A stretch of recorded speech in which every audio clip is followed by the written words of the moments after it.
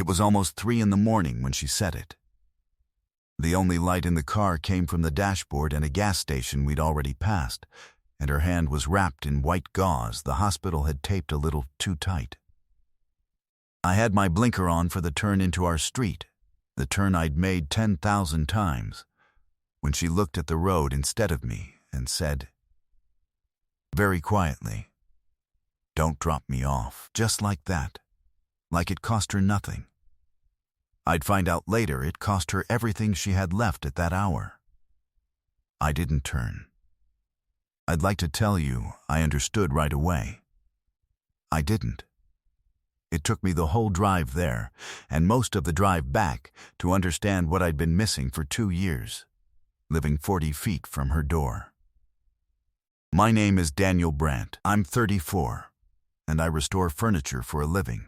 Old dressers, water-stained tables, chairs people inherited and can't bring themselves to throw out. I work out of the garage stall behind a 4-unit building on Holloway Street. The kind of building where you learn your neighbors through the walls before you ever learn their faces. I'm decent with my hands and bad at almost everything that requires saying a true thing out loud. I wasn't lonely, exactly. I'd just built a life quiet enough that nobody could tell if I was. Her name was Nora Vance. She lived in 4D, one door down and across the landing from my 4B, which is how we met, badly. For the first 3 weeks she lived there, half her packages came to my door, because somebody in the leasing office could not tell a B from a D, and the first full conversation we ever had was an argument about a missing parcel that turned out to be a cookbook. She accused me of keeping it.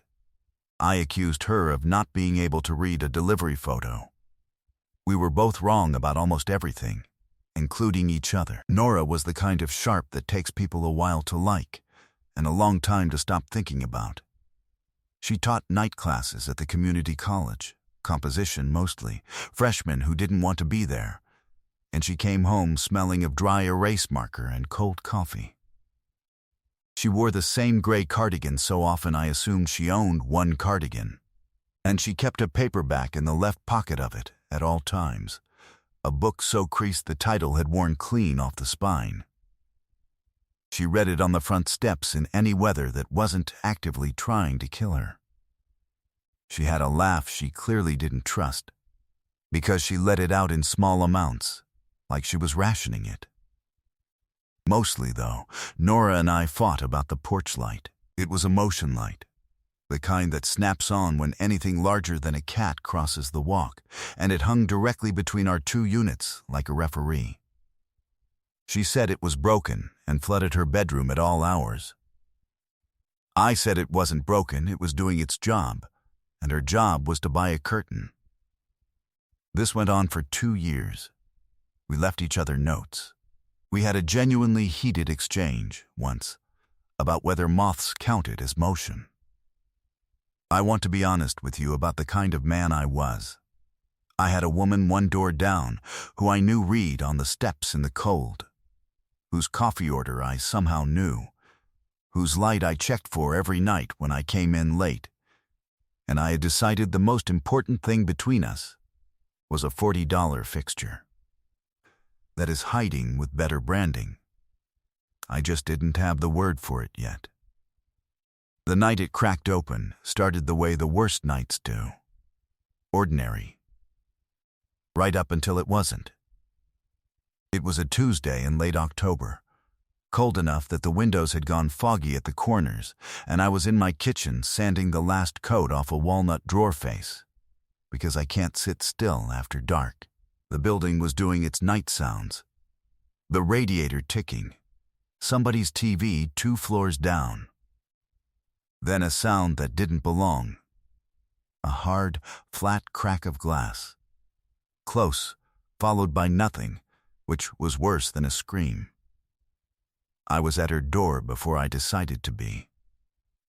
She opened it, holding her left hand wrapped in a dish towel that was already the wrong color, and her face had gone the specific kind of calm that people get right before they stop being calm at all. "I'm fine," she said. You're holding your hand like it owes you money, I said. Show me. She showed me. I'm not going to describe it. I'll just say a wine glass had broken in the sink while she was washing it, and the part of my brain that handles emergencies took the wheel from the part of my brain that argues about porch lights, and I was glad for once that one of them knew what to do. Get your coat, I said. I'm driving. It's a cut. It's a cut that needs someone who went to school for cuts. Coat, now. She looked at me for 1 second longer than felt safe. Then she got her coat, the gray cardigan, the paperback, a hard rectangle in the pocket. And she didn't argue, which is how I knew it was bad. Nora arguing was Nora at full strength. Nora quiet was something I had never seen and immediately did not like. The ER at midnight on a Tuesday is its own small country, fluorescent light that makes everyone look guilty of something. A television bolted to the wall playing a cooking show nobody watched. A vending machine that took her dollar and gave her contempt. They took her back to clean and stitch the cut, and a nurse handed me her cardigan and her bag and her phone to hold.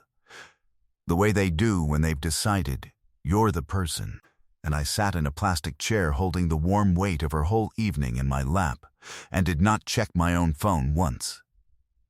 I didn't think about it as a decision. It only became one later, when she told me she'd noticed. When they brought her back out, she had her hand in a clean white wrap and a paper cup of the bad coffee, and an expression I'd never cataloged before. We waited together for the discharge paperwork. The paperback had slid out of the cardigan onto the chair between us, and she picked it up and held it without opening it, just turning it over in her good hand, and I understood it was a thing she held when she needed something to hold. You didn't have to stay, she said, to the book. I know, I said. People usually leave once the dramatic part's over. I'm not great at dramatic, I said. I'm a sit-in-the-chair guy. That got the smallest real smile from her, the rationed kind. Then a nurse walked by, glanced at the two of us, me with her bag in my lap, her with her bandaged hand, and said, warm and certain, you're a good husband, getting her in this fast. And Nora didn't correct her. She just looked at the television. I noticed that. I want to be clear that I noticed it, the not correcting, and I told myself it meant nothing. That she was tired. That you don't argue with a nurse at 1 a.m. over a technicality. I told myself a lot of things in that waiting room. The trouble with telling yourself things is that some quieter part of you is keeping a tally of all the times you were obviously, transparently full of it. Because here's what I did in that plastic chair. With her bag warm in my lap and the cooking show flickering at nobody, I started counting. Not on purpose. My brain just began handing me things it had been quietly collecting for 2 years and filing under the wrong names. There was the parking. Our lot had exactly one good spot, close to the door, out of the wind, and for 2 years it had somehow always been open when I got home late from the workshop. Even on nights, the lot was otherwise full. I'd told myself I had good timing. I did not have good timing. I had a woman in 4D who could hear my truck 4 blocks off and would go down and move her own car so the good spot would be there for me, and who would have rather been buried alive than admit it. There was the matter of the packages, too. The ones that kept arriving at my door long after the leasing office fixed the B&D mix-up. I'd assumed the office never really fixed it. The office had fixed it months ago. She'd just kept ordering things to my unit so she'd have a reason to knock. And there were the notes. 2 years of notes about the light, the recycling, the moths, taped to my door in her slanted teacher's handwriting, and not one of them, I realized, had ever actually needed to be a note. She had a phone. She had my number. She lived 40 feet away. A normal person would have texted. A normal person would not stand in a cold hallway composing a 3-line argument by hand at 11 at night. She'd been writing me letters. I'd been too pleased with my own comebacks to notice they were letters. I am, it turns out, a man who can refinish a 100-year-old sideboard down to the bare grain and miss a feeling sitting one door down for 2 of them. My attention to detail is, allegedly, my entire profession. By the time they wheeled the discharge paperwork over, I'd stopped telling myself things. I'd run clean out of versions of the story where I came off looking observant. There was only the accurate one left, and it had been standing in my hallway taping notes to my door the whole time. The drive home is where it happened. If it happened anywhere. The roads were empty in the way they only are after 2 a.m., every light cycling green for no one, and the heater took its time. And Nora sat with her bandaged hand in her lap and her good hand on the door, looking out at the dark storefronts. She wasn't reading. She had the book in her lap and she wasn't reading it, and somehow that was the loudest thing in the car. "You okay?" I asked. "My landlord's going to love the blood on the sink," she said. "That's me. I'm your landlord's emergency contact." "Of course you are." A pause. "You really do know everyone in that building." "I know everyone's recycling habits. It's not the same as knowing them." She was quiet for a moment. Then, still to the window, "You know I read on the steps because my apartment's too quiet." "You ever notice that?" I had. I'd noticed it for 2 years. I'd just filed it under the neighbor reads outside instead of under she can't stand to be in there alone, because the first one didn't ask anything of me. And it wasn't only the steps. It was the coffee, too. I knew she took it black with too much sugar, a contradiction she'd defend to the death. And I had never once stopped to ask myself how a man comes to know a woman's coffee order through a shared wall. You don't, is the answer. You learn it from attention you've decided not to admit you're paying. 2 years of evidence, and I'd been the worst witness the prosecution ever called, sitting on every exhibit. "I noticed," I said.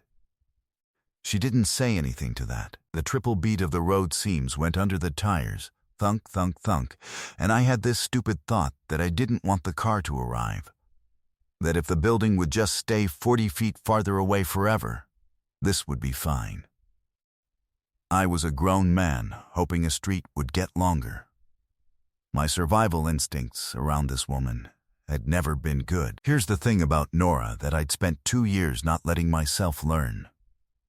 She had moved into 4D 11 months after her father died, into the first apartment she'd ever had entirely to herself, in a city where she knew almost no one but the freshmen who didn't want to be there. The arguing, the porch light, the packages, the moths. That was the most contact she had with another human being most days, and she had not been fighting with me. She had been talking to me. It was the only language she'd let herself use, because it didn't require her to admit she wanted anyone in the room. I'd been her whole social life disguised as her nemesis, and I'd been too busy defending a light fixture to see it. I figured this out about 4 seconds too late, which for me is early. I put my blinker on for our street, and that's when she said it. "Don't drop me off." Too fast. So fast the words came out ahead of whatever face she'd planned to make when she said them, like the sentence had been sitting behind her teeth the whole drive and finally got tired of waiting for permission. She heard it after she said it. I watched her hear it, watched her go still, not dramatically, just still. The way she went still when she'd shown more than she meant to. I didn't turn onto our street. I drove 1 more block, slow, to nowhere in particular, and pulled over under a streetlight outside a closed hardware store. And I left the engine running because turning it off felt like making the moment heavier than she could carry, and I said, "Okay." She finally looked at me. I don't mean she started. I'm not trying to. She stopped. Her fingers tightened once around the paperback. It's just really quiet in there. at night after a thing like this. And I didn't want the next thing I felt to be that quiet. That's all. It's stupid. It's not stupid. It's a little stupid.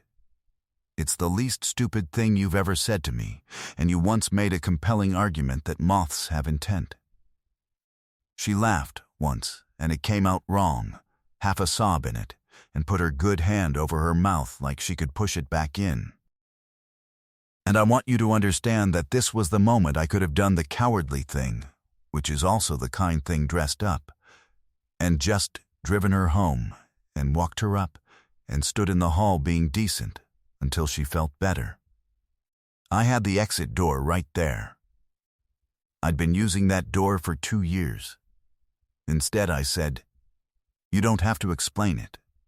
We can sit here as long as you want, or I'll make you bad coffee at my place, and you can fall asleep on my terrible couch, and tomorrow we'll pretend none of this happened and go back to fighting about the light.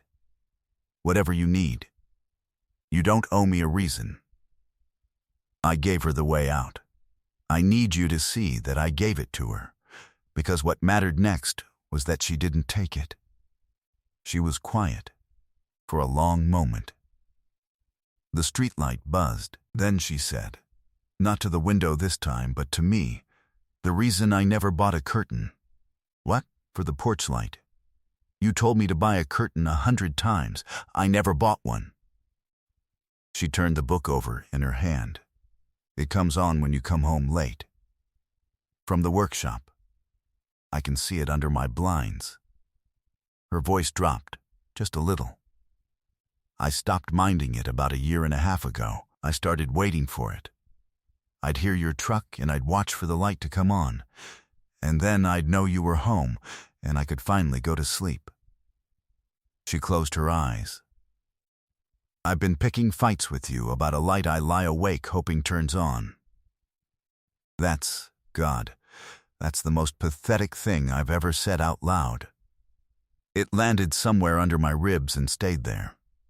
I went still. I didn't say anything for a second, because my chest had done something complicated, and my body knew the truth a beat before my mouth was allowed to. When I could talk, I didn't reach for her. I didn't do anything she hadn't asked for. I just turned in the seat so I was facing her, and I said the truest thing I had, which was not "I love you," because we hadn't earned that sentence yet, and she'd have known it was a flinch. "I check for your light too," I said, "every night. I tell myself it's because I'm responsible for the building. It's not the building. I come up the walk and I look at your blinds, and if there's a light on behind them, I feel like the day landed somewhere safe." I made myself hold her eyes. Every woman I ever dated felt like a place I was passing through. You've never once felt temporary to me. I just didn't have a way to say that didn't sound insane, so I argued with you about moths instead. She made a sound, small and wet, and she reached across the console with her good hand and took a fistful of my jacket, not pulling, just holding, like she needed proof the moment was real, and had something to grip. I put my hand over hers, gently, carefully, the way you hold something that took a long time to decide to land in your palm. And she leaned across that stupid console and put her forehead against the side of my jaw, not a kiss. Something quieter than a kiss, her breath shaking. And I held the back of her head, and we just stayed there, two people who had turned a $40 light into a 2-year argument, because neither of us knew how else to say "I see you." And then the porch light. I swear this is true. The porch light came on. Not ours.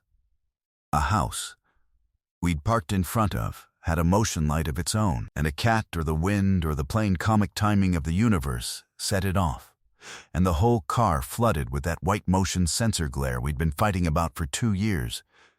And Nora pulled back and looked at it and then looked at me, and we both started laughing. The helpless kind. The kind that fixes the air in a room. Because, of course, Of course, it was a porch light. It had always been the porch light. "It's taking your side," she said, wiping her eyes with the back of her good hand. "It's a very smart light," I said. "I've always said that. You've always said it was broken." I contained multitudes.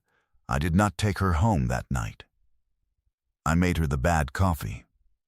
She fell asleep on my terrible couch under a moving blanket that smelled like sawdust, with a worn paperback on the floor where her hand had finally let it go, and I sat in the chair across from her like a sit-in-the-chair guy, and somewhere around dawn I realized nothing important had appeared overnight. It had simply, finally, stopped hiding. 3 weeks later, we were the most careful people alive. We didn't know how to be the new thing yet, so we kept accidentally being the old thing. I'd say something to needle her, and she'd fire back before remembering we weren't doing that anymore, and then we'd both go shy and useless about it. She still kept the paperback in her cardigan. I still checked for her light. Except now sometimes the light I was checking for was the one in my own window. Because some nights she was already there, reading on my couch with her cold feet shoved under my leg, wearing 2 socks that did not remotely match. 4 months after that, she was in my garage on a Saturday with a sanding block in her good hand, ruining a chair I told her not to touch, getting walnut dust in her hair, and arguing with me about grain direction like she'd done it her whole life. The paperback had a permanent spot on my shelf by then, between a level and a coffee can of screws. She'd never finished it. I asked her once why she carried a book she never read to the end, and she said she liked knowing how it would go without having to get there yet. Then she looked at the chair and at me and didn't say anything else. Because she didn't have to. 2 years later, when people ask how we got together, and people always ask, because we lived one door apart and fought about a light for 2 years is a story that makes strangers lean in. We tell it 2 different ways. She says I held her purse in an emergency room for 6 hours and never once checked my phone, and that's when she knew. I say she told me not to drop her off and didn't take the out when I gave it to her, and that's when I knew. Both are true. The light still comes on when I pull up the walk. She still doesn't have a curtain. She says she doesn't need one anymore, because now the light just means I'm home, and these days, so is she. It wasn't new, what we found that night. It had probably always been hers. It just took a broken glass and an empty hour and 4 extra blocks of driving for either of us to stop pretending it was small. So let me ask you, what would you have done if your neighbor, the one you'd never quite let yourself look at straight, turned to you in the dark and said, "Don't drop me off"? Would you have driven the extra block, or would you have made the turn and told yourself it was the decent thing to do? And the bigger one, the one I really want to know, have you ever fought with someone for years over something small, only to realize way too late that the fight was the only way you knew how to stay close to them? Tell me your story down in the comments. I read every single one. If this one landed somewhere under your ribs the way it should, leave a like, hit subscribe, and I'll see you in the next one.